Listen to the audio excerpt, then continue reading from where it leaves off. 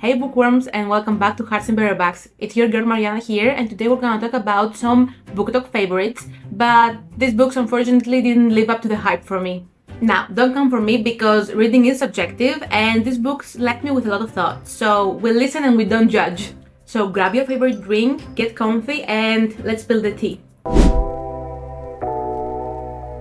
Let's kick things off with Icebreaker. We have a figure skater, Anastasia, and we have Nate, who is a hockey player, and they have to share a ring. Sparks were supposed to fly, but for me it was like a light sizzle. I get what this book was trying to do. I mean, we have opposites attract in a competitive world of sports. Definitely, yes, I got that, but I was missing the spark. And even though this book is supposed to be really spicy, I didn't see that. For tropes, we have, of course, sports romance. We have enemies to lovers, opposites attract, and forced proximity. My rating of the book is unfortunately 2 out of 5 stars. I didn't like this, I'm sorry guys. And also for the spiciness, I'm gonna go with 2 out of 5 spicy peppers. It wasn't it for me. There was a lot of sports talk, of course, but I wasn't immersed in the universe like I am when I'm reading a hockey romance by L. Kennedy. Also, Anastasia's characters felt a little blunt for me. She didn't have depth.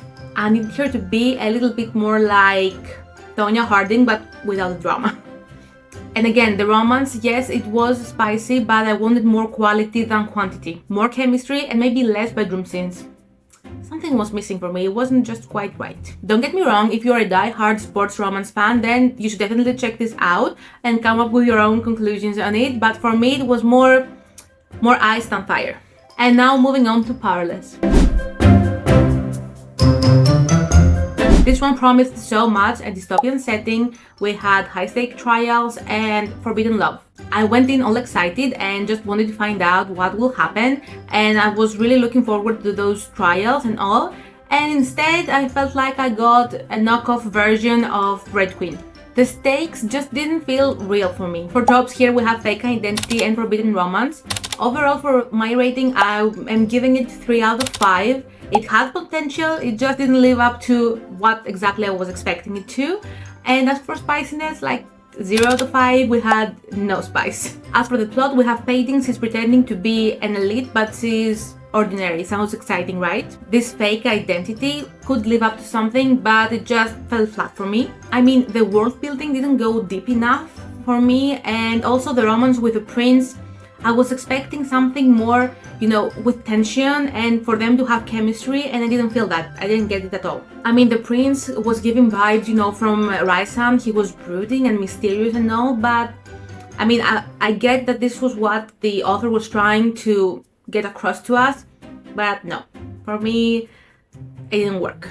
She was definitely going for the enemies to lovers tension, but instead of fire, I felt like we had 2 wet matches trying to, create a spark, and it just wasn't happening.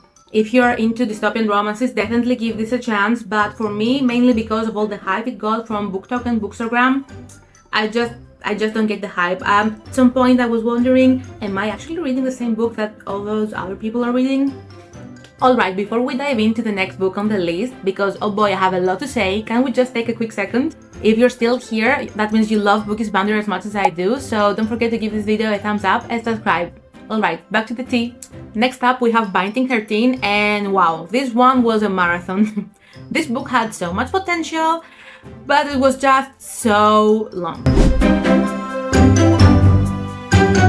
I felt like this was the director's cut of a teen drama where every thought, every moment was over-explained and over-analyzed. It felt something like I could have read when I was a teenager, like a fanfiction or a Wattpad, more on the amateur side, but as a published book, this felt like it was so long with no particular reason. I mean, we didn't have to know all those details. I really wanted to like this one, really. I really did, because the hype was real and so many people have created fan arts about this book, the series in general, and I went in thinking this could be something really good, something for me to obsess over again. But no, it gave me after vibes, but with less angst and chemistry. I really appreciate that the author was trying to explore heavy topics and domestic violence. I really did. I liked that aspect of the book, but I just felt like the first 2 books maybe should be one. she could subtract some pages and omit some characters in order to make this work. For tropes, we have first love, tortured hero, and school romance. Maybe the school romance was the one that didn't do it for me because I'm not at that age anymore. That's why I said if I was a teenager reading this, I would be all over it. But right now, no. I'm iffy with college romances even now because that's not my phase anymore. But yes, that was the weird part for me, the school romance part. So overall for a rating, I'm not gonna be, too harsh. So I'm gonna give it 3 out of 5 stars. And for spiciness, 0 out of 5. You can imagine my surprise, but again, it's a school romance and Shannon begins like at 15 in this book. So maybe I would have been more shocked if there was spice in this. I don't know. This book confused me a lot. Also, Johnny was, hyped to be like this brooding guy, but he just wasn't. He's like the good guy, like from Noah from Notebook, something like that. I got vibes like that from him. Again, don't get me wrong, I didn't hate it, but the hype just prepared me for something heart-stopping, and this just wasn't it. I mean, I got a slow burn romance that barely lit up. Okay, so Twisted Love, where do I begin? So this was my first Ana Huang book before, all of her series exploded. And I get why Ana Huang is a very hyped author. I love all of her books except from Twisted Love. What? I have to say, when I first read Twisted Love, I didn't want to read anything else from her, and I did take a break. I was ready, since I got Twisted Love, I was ready to commit and read Twisted Lies, Twisted Hate, etc, etc. But when I read this one, I was like, what am I reading? I didn't like the writing, I didn't like the characters at all. I know everyone was obsessing over Alex Volkov, but I didn't get the hype. I didn't see anything in him that I could like.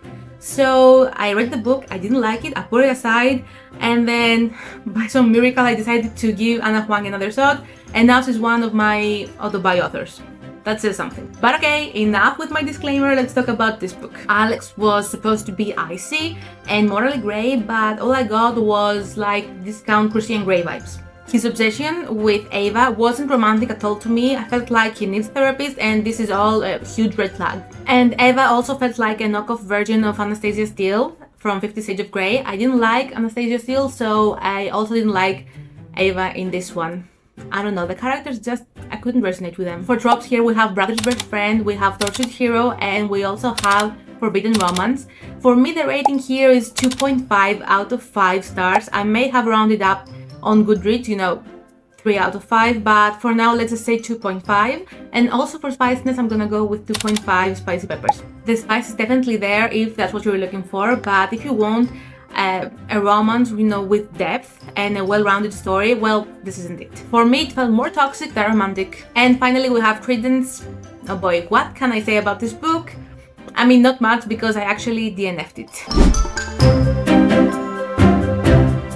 I mean, the premises is wild all on its own. We have Tiernan, I hope I'm pronouncing her name correctly, and her parents unfortunately die, and she now has to go and live with her step-uncle and his 2 sons.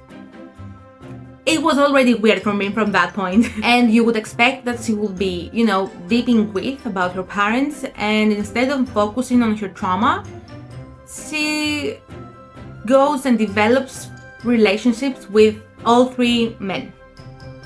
Yeah, weird yet. So for tropes, we have this guardian relationship, we have definitely forbidden romance and taboo romance, and polyamory as in reverse harem romance. I don't know, from the tropes, I shouldn't pick up this book, but because of the hype, I was like, maybe I should give this a chance. No, I should have listened to my gut. It's like someone watched The Bachelor and thought, let's make this a book and let's put it, in a setting in the mountains, and let's make it weirdly intense and taboo. I know that Penelope Douglas's books are about, pushing boundaries, I get that, but I have read books from her in the past and I was okay with them, but now she just went a step farther for me and I just couldn't get on board with all that was happening. I definitely cannot offer a rating for this one because I didn't finish it. So for spiciness, as far as I read, I can tell that this was like a 4.5 out of 5 spicy peppers. So it went all in, let's just say that. So there you have it, my honest thoughts on this BookTok darlings. If you loved any of this, I'm really happy for you. Again, reading is subjective. I'm not here to judge, I'm just telling you my opinions. But for now, and after all of this, I think I'm gonna stick to rereading my favorites. If you enjoyed this video, like, subscribe, and hit the notification bell. Let me know if you have actually read an overhyped book that you didn't like, or if you have any BookTok recs that I should try. Thanks for watching, and until next time, keep reading and stay passionate. Bye!